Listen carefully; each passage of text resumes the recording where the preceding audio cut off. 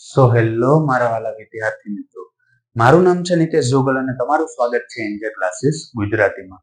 તો વિદ્યાર્થી મિત્રો, આજે આપણે જોવાનું છે ધોરણ 10 વિષય ગણિત અને તેનું ચેપ્ટર નંબર 5.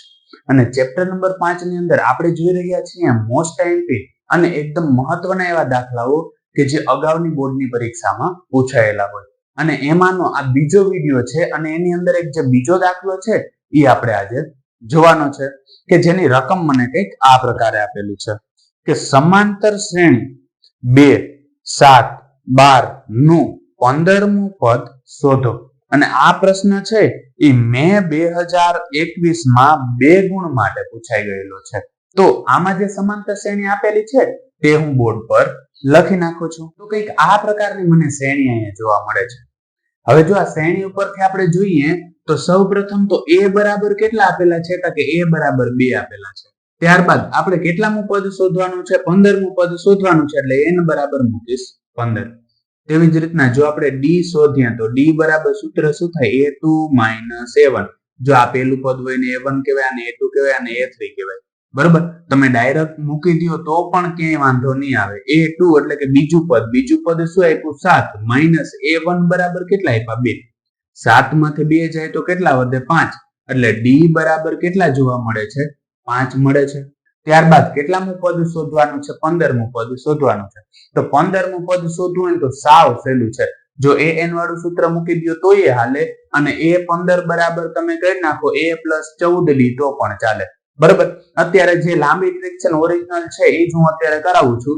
આપણે n મું પદ શોધવું હોય તો સૂત્ર છે an બરાબર a + n - 1 ગુણ્યા d. an બરાબર મને કઈ આપેલું નથી, એ મારે શોધવાનું છે. a ની કિંમત આપણી પાસે છે કેટલી આપી? 2 પ્લસ n ની કિંમત મળેલી છે કેટલી છે? 15, કેમ કે 15મું પદ શોધવાનું છે. -1 અને d બરાબર 5 આપણે મેળવ્યા. બરાબર, સાદું રૂપ આપીએ તો અહીંયા 2 પ્લસ 15 માંથી 1 જાય તો કેટલા વધે? 14 અને એને ગુણ્યા કેટલા છે? 5. હવે જો આનું સાદું રૂપ આપીએ તો બરાબર અહીંયા થશે 2 પ્લસ 14 ગુણ્યા મારે કેટલા કરવાના છે? 5 કરવાના છે. એટલે 14 અને એને ગુણ્યા કરું છું 5. હવે 5 ચોક કેટલા થાય? 20. 20 નો 0 ને વધી પડી 2. 5 એકુ 5 અને 5 ને 2 કેટલા થાય? 7. એટલે 14 50 કેટલા થાય? 70. જો ડાયરેક્ટ પણ જવાબ હું લખી શકું છું, પણ તમને સાથે સાથે ગુણાકાર કરીને સમજાવું કે જેથી એકદમ ડિટેલમાં ને સારી રીતે સમજાઈ જાય. છતાં પણ કોઈ પણ પ્રકારનો પ્રશ્ન હોય તો કમેન્ટ સેક્શનની અંદર કમેન્ટ કરીને જરૂરથી કહી દેજો. દરેક કમેન્ટનો હું જવાબ આપીશ જ. તો અહીંયા મને કેટલો 2 નો ગુણાકાર જોવા મળે છે? 70. હવે 70 + 2 કરી તો કેટલા જોવા મળે? 72. એટલે કે n ની જગ્યાએ કિંમત કેટલી મૂકવાની હતી? 15. એટલે a15 એટલે કે 15મું પદ મને કેટલું જોવા મળે? 72 મળે.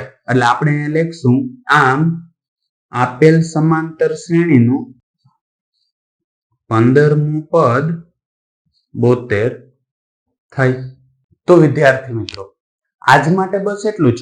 જો તમને અમારો આ વિડીયો પસંદ આવ્યો હોય તો વિડીયોને લાઈક કરીને ચેનલને સબસ્ક્રાઇબ કરવાનું ન ભૂલતા. કારણ કે જ્યારે તમે વિડીયોને લાઈક અને ચેનલને સબસ્ક્રાઇબ કરો છો ત્યારે અમને મોટિવેશન મળે છે અને આ જ પ્રકારના વિડીયો અમે તમારા માટે બનાવી શકીએ છીએ. ધન્યવાદ.